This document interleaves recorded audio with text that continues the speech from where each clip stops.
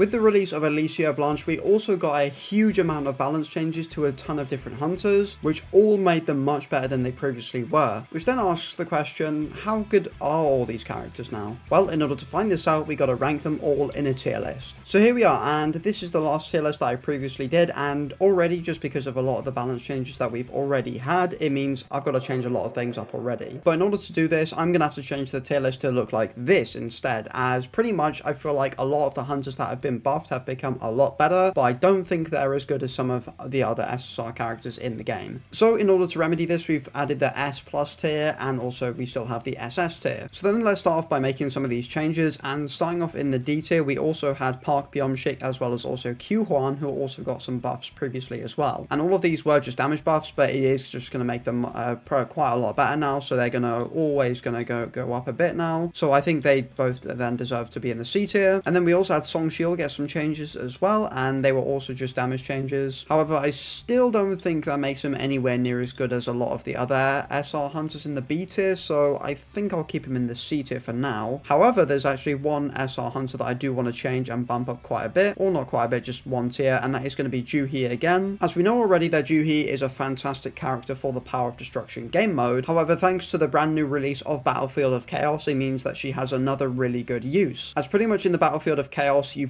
fight off against a massive wave of monsters and stuff like that. However, also within it, it's also set in the dungeon break scenario, so you actually have all of your hunters fight alongside your own main character, being Jinwoo. And just because she is just really good for things like dungeon breaks, especially if you do have a good amount of dupes for her, I think that also then is going to bump her up to the B tier, because I can't lie, when I first saw her kit, I really slept on her a lot. However, she's actually really grown on me as a character in the game, so I think she's actually a lot better than well, at least that than what I previously thought. So I think she's definitely B tier. Alright, starting in the B tier, and one of the characters that just received a huge amount of buffs, just not only to damage but also just quality of life in their kit as well, is going to be Woo Jinchul. As not only did he pretty much get a ton of extra damage on literally every single one of his skills pretty much, he also got a ton of different quality of life stuffs as well, as also with one of his basic skills being mediation of power, it also now gives himself super armor, which is really useful. So it makes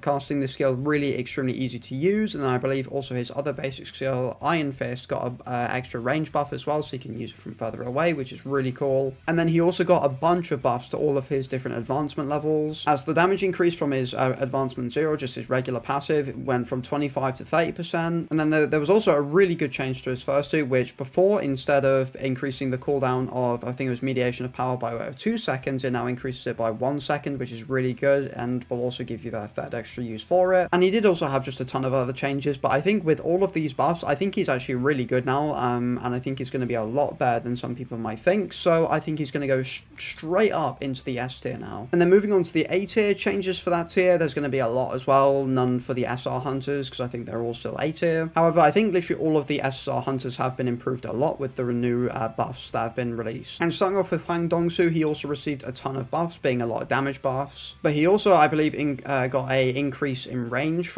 with his skill Greed Scavenger, so you can use that a lot easier. And also, I believe he got a buff to one of his dupes, which I think was his first dupe, as it now applies super armor when using Greed Scavenger as well now, which is going to be amazing, as before it only had this increased damage of 150%. However, now it also applies super armor, which is really cool. And then things like on his second dupe, the defense increase got buffed, and then also just a bunch of other things like his advancement 4 and also advancement 5 as well getting buffed. And then same goes for Baek Yoonho as well. Baek Yoonho also got a bunch of damage buffs and also got some buffs to his dupes, as like for example his fourth dupe now gives himself 16 extra % crit rate, which before was I believe 8%, so that's always really good right there as well. And then of course he also received a bunch of other different buffs, as I think his advancement 5 and also 3 got buffs as well. And then as well, Lim Tae-gyu also got a huge amount of buffs as well, as he got a ton of damage increases to things like his basic attacks, his core attack as well, which is always really cool, and most importantly his second basic skill, Typhoon Fire, as well as his ultimate, also got some damage buffs as well. And then he also got a bunch of buffs to his advancement tiers, with his tier 3, tier 4 and tier 5, with the tier 5 being a really nice buff, as before it would only increase your attack by 2%, however they've now doubled it to 4% I believe. So instead of being able to stack 14% attack with this Fit Funnel Dupe, you can now stack 28% 50%, which is obviously doubled, so it's going to be a massive increase. And then finally, Libora also got some really good buffs, as her best buff that she did get was that with her summoning Charm Phantom Foxes, the Phantom Foxes that she does actually summon now actually inherit some of her own crit stats, which is really good, as a lot of her kit can also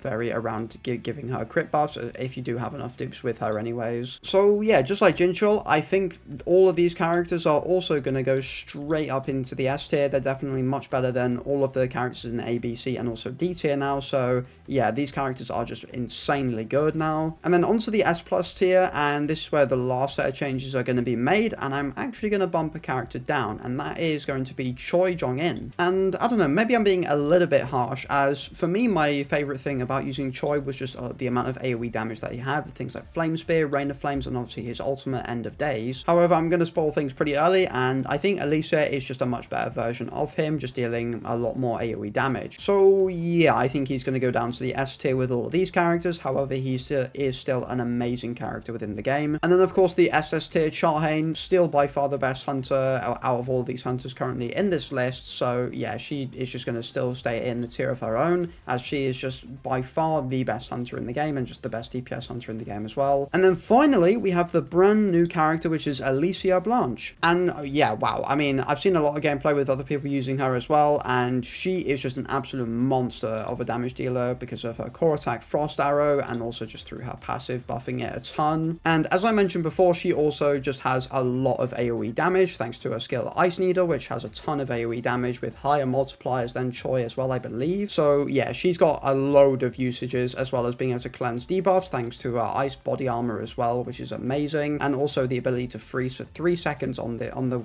first basic skill Winter Storm. And she also applies a 3-second freeze through her ultimate as well, Absolute Zero, which by the way has an amazing animation. I love the ultimate animation for her ultimate, it's so good. But yeah, this skill is also amazing because you can apply 5 instances of the Frost buff, which is just going to like to spam your core attack a ton and also get all of its damage bonuses. So it means all you have to do is press your ult, press your core attack, press a basic skill to get 3 stacks of Frost again, to then press your core attack again, to then just do a huge amount of damage, which then provides her a lot of synergy with ult spamming support characters like Min Byung-gu, for example. So yeah, she's going to straight away go into the S plus tier. I think, yeah, she's a phenomenal DPS character, definitely the best DPS for the Cerberus now, obviously being better than Seojiwoo. However, Seojiwoo is still just unbelievably good for single target damage, as well as characters like Baek Yoonho and stuff like that, which for me is definitely going to put her in the S plus tier, and is also again why I've put Choi down into the S tier, as I think she's just way better at what you would use Choi for, and also she just has more general usages in my opinion anyways. So there you have it, that is my complete tier list. Let me know what you think of it down in the comments below. Try not to be too harsh, alright, please,